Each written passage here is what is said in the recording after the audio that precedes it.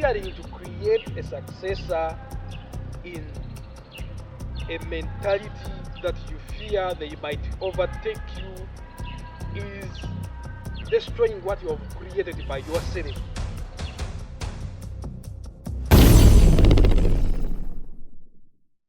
You said that the success of one successor, that you should leave the successor to pass through their own pain, that you should not bear the pain for them by saying that let me work for them so that they might be pain-free, painless, so that may not go through the same pain I passed through. It is not necessarily going through their own pain, but you can share the pain such that they understand the value of the way. That is where I pose the question of how.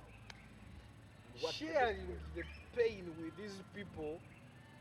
Take an example, if you are a farmer, as I have told you, you have to go with these kids to the field, teach them how to take care of the farm, how to make the farm produce what you can sell off to accumulate wealth. If you are a builder, you need to teach these people. You go with them at your site and teach them how things are done at the site. The conditions into which you are passing through, you should pass through them with these people, especially your children and your subordinate and the people you're working with, because you might never know, you might go and leave them behind and they have to take the responsibility. So in so doing, you have to gain, you share your experience with these people. You understand it? So when you share your experience with these people, if you are a driver, take your child to your motor vehicle that you are driving. Drive with the kid or with the child. You can put it on the steering. You put him on the steering. You tell him this is how they do things. So he learns how to take care of that vehicle. He learns how to maintain it, service it, repair the tires, all mechanical things. You get to understand that. So when they get to know all those procedures and the way things are done, they can live on with your ideas and your legacy can prosper for a long period of time.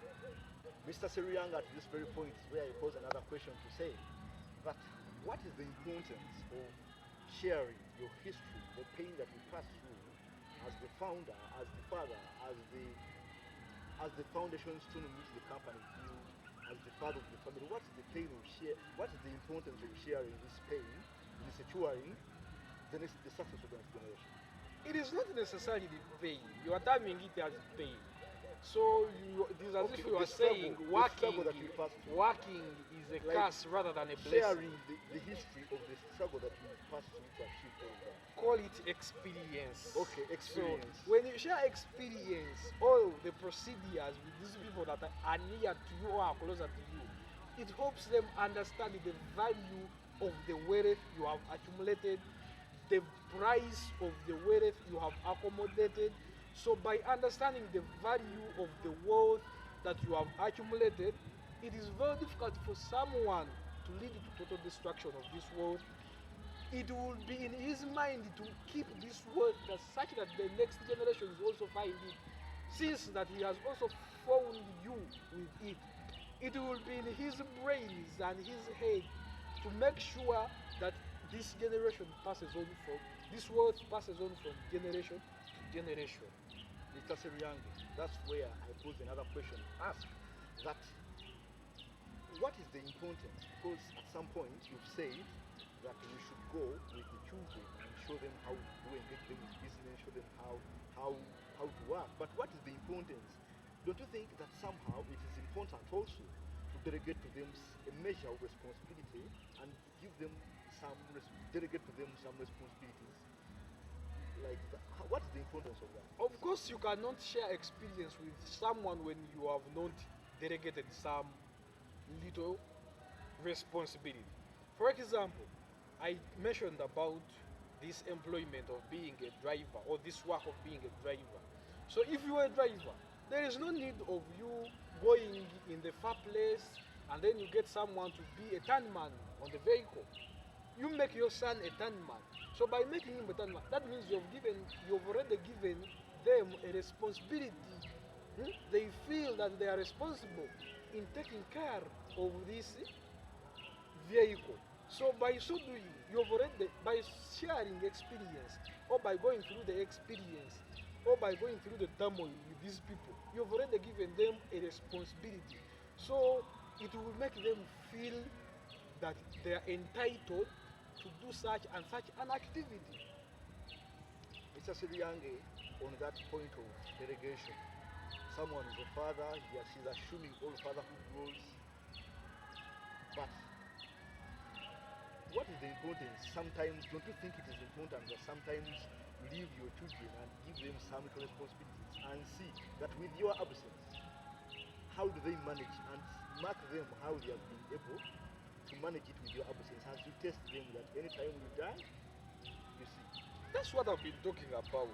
You're supposed, it does not only apply to the fields of work, even in our communities where we live, in our families, in our households, we should allocate some responsibilities to these people, to the young generation, and we monitor them such that they get experienced, like they get that experience, such that they don't acquire experience on the work or When you die, or when you've gone away or when you've died. You get it? unfortunately, So they don't have it. they have to acquire the responsibility.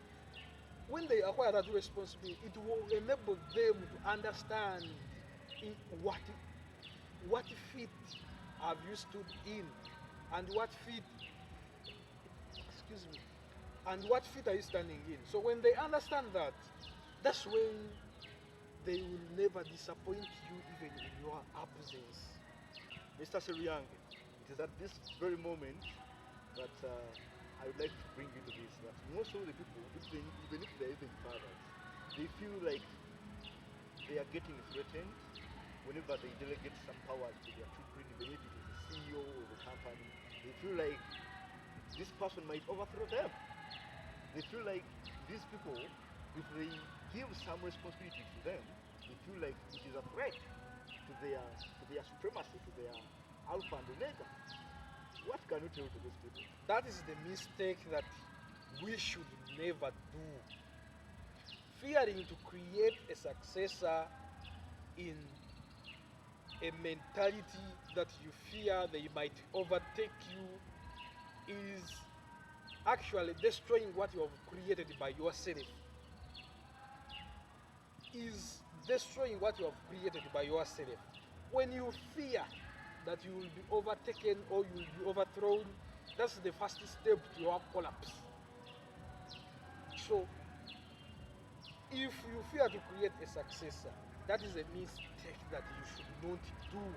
Because even if when you fear to create them or to mentor the successors, eventually you will have to get a successor. Because we are mortal, we are not immortal. Eventually it will reach a time when you die and you will get a successor. So that means you will have done that for nothing. It is better you mentor them, such that even if it reaches a time when they overtake you, they are doing the right thing, or they are doing what you owe to them to do. Mr. Siriange, you talked about the fact that we are mortal and we are vulnerable to calamities like death, which we should all embrace in life. Mr. Siriange, should we embrace each other factor that God actually does it intentionally to give us vision, doesn't allow us to achieve all the success? We cannot, it is not necessarily or it is not compulsory that we are supposed to enjoy the fruits of the tree that we ourselves have planted. Sometimes we need to develop that spirit that I'm planting this tree, but who am I planting this tree for? So when you ask yourself that question, and it comes to a realization that your mind gives you that you are planting that tree for yourself, then you should better not plant that tree. It is better when you ask your brains and they tell you, I'm planting this tree. Who am I planting it for? When your brains brings to you that I'm planting this tree, maybe for me and for the generations to come, then plant that tree, because there you will have a vision as to why you are planting that tree. You get to understand. So it is not compulsory. It is not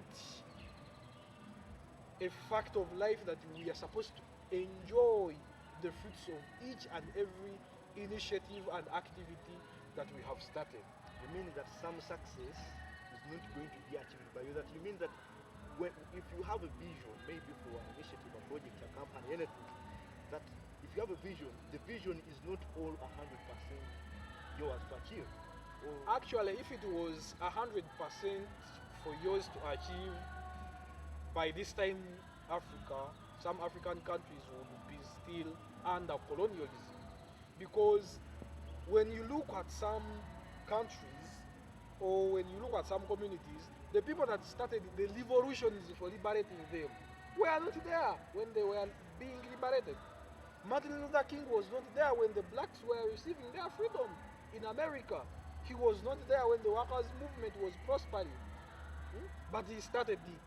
and he was not there when they are having the first black president. And he was not there when Obama was rising to power. But he started it.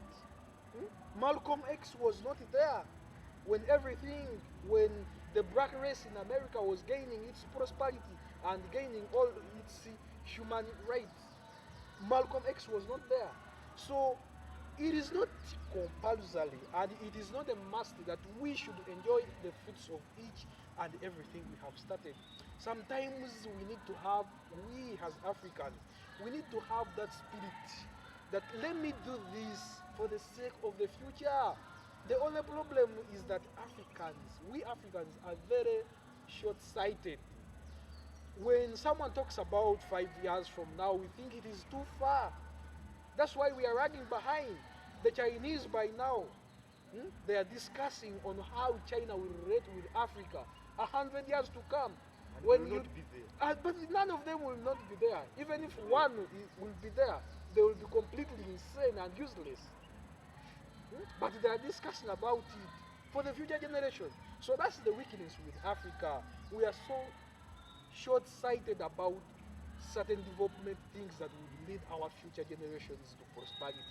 Mr. Seriang, as we are coming to the final thoughts of this, I want us to affirm to our audience out there what is the most important, treasurable wealth that a father, a CEO, a leader can leave to his followers, to his children, to his teammates, to the company, to the organization, to the project, to the initiative. What is the most important thing? What is the biggest investment that the leader can leave behind? To my own context of understanding, what I consider as the most treasure, and I would appeal to whoever who is there, to whoever an African who is there, what you are doing, teach it to the next generation, as long as it is productive and it is adding something to our African continent. The most treasurable thing you should leave behind to the next generation is to teach them rightly the way things are done and the way things are supposed to be done. That's what you can leave, that's what you can do for your legacy, for the creation of your legacy, for the creation of your prosperity, for the creation of your ideas to prevail in the next generations.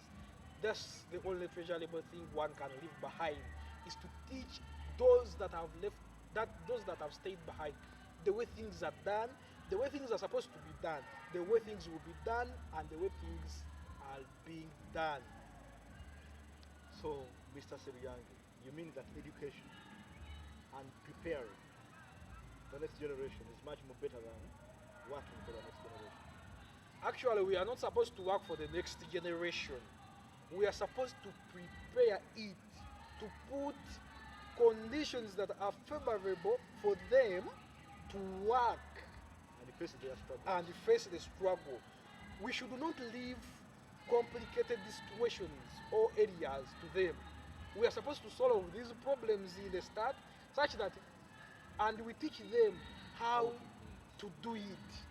We are not supposed to work for them, but we are supposed to teach them how to work for themselves. So you mean education?